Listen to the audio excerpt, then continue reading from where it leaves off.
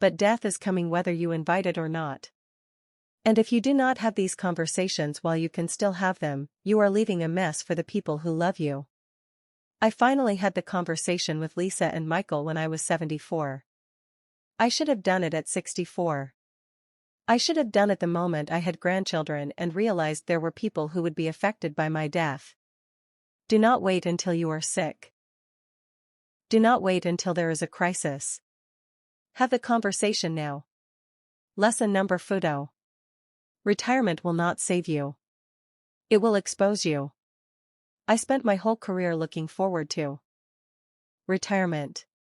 No more early mornings, no more difficult students, no more paperwork. I was going to travel and garden and read all the books I had been putting off.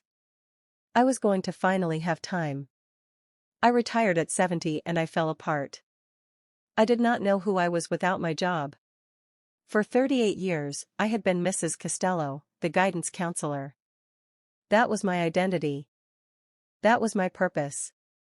And suddenly, I was just Lorraine, an old woman with nothing particular to do and nowhere particular to be. It took me 3 years to find myself again. 3 years of feeling useless and lost before I discovered that I love painting watercolors, that I love volunteering at the library, that I love having lunch with my daughter on a Tuesday for no reason. But those 3 years were dark. Anthony was worried about me. My children were worried about me. I was worried about me. If you are in your 60s and your job is your whole identity, you are heading for a cliff.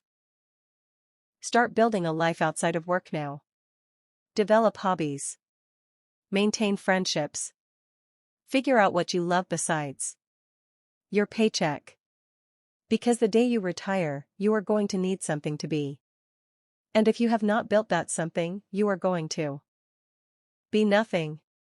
Lesson number 5, you have less time with your spouse than you think, and most of it will not be the healthy, active years you are imagining.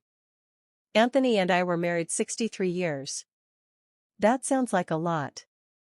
It is a lot, but when I do the math, it breaks my heart. The first 20 years we were young and building a life and raising children. We were so busy we barely had time for each other.